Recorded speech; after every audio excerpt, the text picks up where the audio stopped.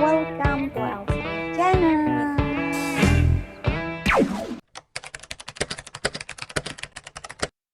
Jangan kabur dulu, aku kasih penjelasan deh. Itu ceritanya pose ala-ala strong woman gitu. Karena kali ini kita bakal bahas buku yang bisa menguatkan mental, yaitu Give Yourself Some Space. Dan tenang aja, foto barusan gak akan muncul lagi kok. Openingnya bakal kita bikin beda-beda sesuai tema review kita. Seperti biasa, kita bakal review sambil bikin gambar yang terinspirasi dari buku ini. So, let's get started! Nah, buku bersampul pink dengan cover perempuan yang lagi santuy ini ditulis oleh seorang pengacara bersama Hisako Yukawa. Dari sampulnya yang girly, kerasa banget sih kalau ini bakal relate saat dibaca oleh para perempuan, apalagi kalau kamu udah menikah. Karena banyak banget dibahas relationship baik dengan suami, orang tua, anak, mertua, dan teman tentunya. Seperti yang juga tergambar jelas di sampulnya, buku ini mengajak kita merenungkan pentingnya jarak dalam sebuah hubungan agar hati kita nggak terluka. Apalagi kalau hati kita serapuh serpihan bunga dandelion.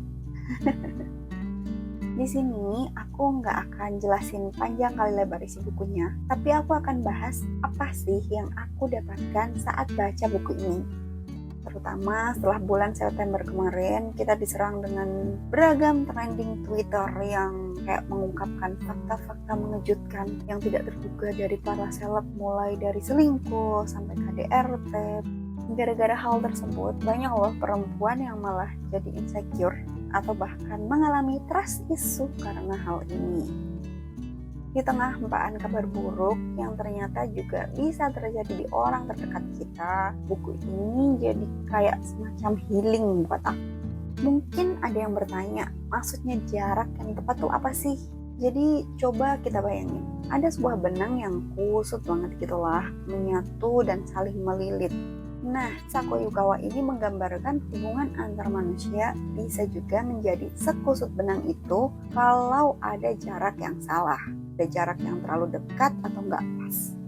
Karena setiap manusia kan unik, nggak ada yang sama persis sama sekali meskipun kembar identik misal. Jadi saat kita hidup dan berhubungan dengan orang lain, pasti akan timbul masalah atau konflik. Makanya kita harus nyari jarak yang pas agar kita nggak terjebak dalam konflik tersebut. Kayak kita terjebak di benang kusut tadi, kita pasti stuck dan nggak bisa mengurai masalahnya kalau kita ada di dalam lingkaran permasalahan itu, ada di dalam lingkaran benang yang kusut itu. Maka cara menyelesaikannya adalah kita harus mundur, melihat dari jarak yang tepat agar kita bisa mengurai benang atau masalah tadi. Karena dengan menjaga jarak, maka petunjuk pasti akan terlihat.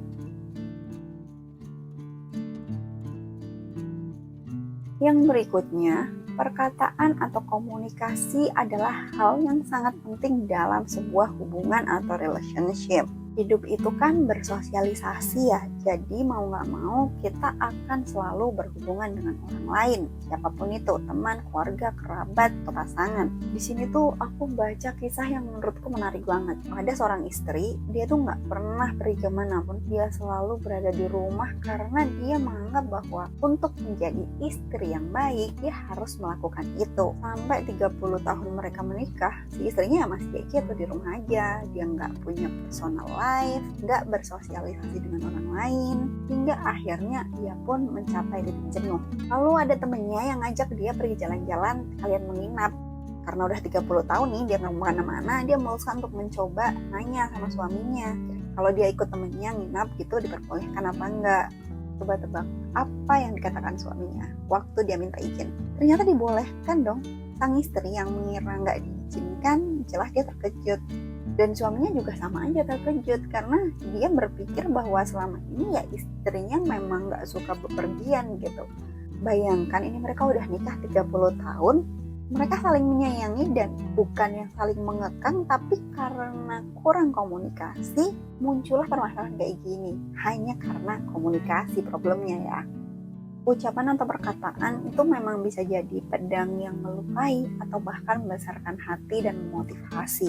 Ya, lisan emang semenakjubkan itu bisa jadi pedang yang membunuh atau bisa jadi sesuatu yang sangat menguatkan. Makanya di sini dibahas bahwa cara berkomunikasi itu penting. Terutama perlu dipahami juga bahwa kejujuran adalah bentuk komunikasi yang juga penting. Karena orang yang bohong itu seringnya harus kembali berbohong untuk menutupi kebohongan-kebohongan sebelumnya. Jadi kayak efeknya domino banget ke depannya, meskipun itu kebohongan kecil. Makanya satu kebohongan yang kecil aja, misal kamu melakukannya untuk melindungi diri gitu, bisa jadi di masa depan malah jadi bumerang yang akan bikin kamu kehilangan kepercayaan dari orang lain. So, komunikasi dan berkata jujur itu adalah satu paket. Hal ketiga yang aku dapatkan dari buku ini adalah kita tuh harus berdamai dengan diri sendiri. Penulis buku ini sudah jadi pengacara sejak tahun 1957 atau sekitar 61 tahun. Jadi dia membagikan pengalamannya yang jelas banyak banget, termasuk di dalamnya dia menangani kasus perceraian misalnya. Menurutnya, dalam kasus perceraian, seringkali orang tuh fokus saling merasa benar, berebut harta gonong gini, berebut hak asuh anak, atau berusaha berkelas kalau dirinya benar dan lawannya, si pasangannya ini salah, bahwa dirinya harus menang dan pasangannya harus kalah sebagai wujud balasan atas sakit hati misalnya. Padahal saat menang sekalipun, kadang orang masih merasa hampa loh, karena kepuasan semacam ini tuh semu dan hanya bertahan sebentar. Jadi untuk mencapai kebahagiaan, orang harus berdamai dengan diri sendiri. Termasuk di sini, misal memaafkan pasangan setelah perceraian misalnya. Bukannya harus kembali bersama, tapi lebih agar hati kita tenang aja. Karena Hisako Yukawa ini menggambarkan bahwa dirinya tuh ya bukan pengacara yang mencari kemenangan untuk klien, tapi lebih mengajarkan klien untuk mencari solusi yang paling membuat hidupnya bahagia. Buat apa menang kalau nggak bahagia ya kan? Apalagi kan kita hidup cuma sekali. Sayang dong kalau hanya dihabiskan untuk berkonflik, nggak akan pernah selesai. Dan yang paling utama untuk berdamai dengan diri sendiri tentu memaafkan diri sendiri. Ini sering banget loh luput dari pemikiran banyak orang.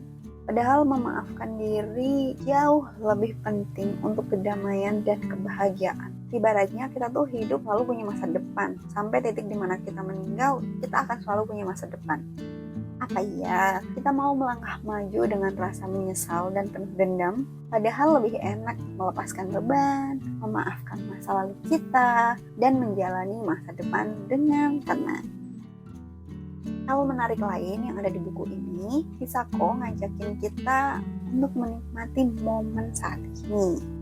Ya, ini seringkali orang tuh lupa untuk menikmati momen karena tertekan beban hidup, berusaha menggapai masa depan yang lebih sejahtera, bekerja keras. Tapi mereka lupa tuh bahwa hidup kita tuh ya saat ini, bukan masa lalu, bukan masa depan. Di masa sekarang tuh seringnya kita terpaku pada satu masalah sampai melupakan gimana tanggapan kita terhadap masalah itu, bahwa masalah itu ya hanya satu bagian dari hidup yang kita jalani. Karena apapun masalahnya pasti akan lewat kok. Waktu akan mengubah hal berat menjadi kenangan. Hal terakhir, agar hidup kita lebih bermakna, kita harus punya batas yang jelas dengan orang lain, yaitu jarak yang tepat. Di sini maksudnya kita tuh ya jangan memaksakan kehendak sama orang lain, karena ya kembali lagi manusia tuh unik dan punya belief system sendiri-sendiri. Contoh sikap kita kepada anak misalnya, kita juga harus paham bahwa anak itu ya punya caranya sendiri, nggak harus ngikutin cara kita. Kadang kenapa muncul orang tua jahat? Mungkin bukan karena jahat, tapi karena cara menyampaikan kasih sayangnya tuh beda. Akhirnya kasih sayang yang diungkapkan ke anak malah nggak sampai dan dianggap sebagai bentuk jajahan oleh si anak, dianggap sebagai orang tua yang antagonis. Atau banyak juga yang suka ngomongin tentang mertua dari pihak laki-laki yang jahat gitu sama menantu perempuannya. Seringnya seorang mertua minta menantunya melayani anaknya seperti cara dia melayani anaknya, harus sama persis, harus ini, harus itu. Padahal bentuk kasih sayang tiap orang kan berbeda. cara komunikasinya berbeda. Cara komunikasi ibu mertua dan cara komunikasi menantunya ke anaknya itu beda. Makanya memaksakan bentuk komunikasi si ibu mertua ini sangat rawan konflik dan enggak bijak. Dia mencampuri urusan di mana menganggap itu untuk membahagiakan anaknya yang berharga. Tapi si ibu mertua ini lupa bahwa anak perempuan ini juga merupakan anak dari keluarga lain yang juga berharga. Jadi dengan menyadari batasan dan tidak mencampuri urusan yang bukan dapurnya akan bawa bentuk kedamaian yang lebih pas, lebih harmonis. Karena dengan jarak yang tepat, semua akan indah dan menakjubkan. Yap, itu beberapa hal yang menurutku menarik banget dari buku ini. Aku belajar bahwa perempuan itu bisa menjadi cantik dan bercahaya saat ia menempatkan hati dan pikirannya di jalan yang tepat. Perempuan tetap butuh ruang dalam hidupnya agar ia tumbuh dengan hati dan pikirannya yang lapang, seperti bunga yang bisa tumbuh dengan sempurna ketika ia berada di tempat yang tepat. So, kalau kamu lagi cari buku yang ringan dibaca, motivasi dan bikin kamu rileks, serta punya cara pandang baru soal hidup, buku ini layak buat dibaca. Skor dari aku 4 dari 5 bintang.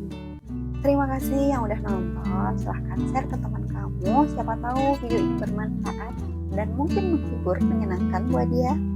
So, see you in my next video. Bye-bye.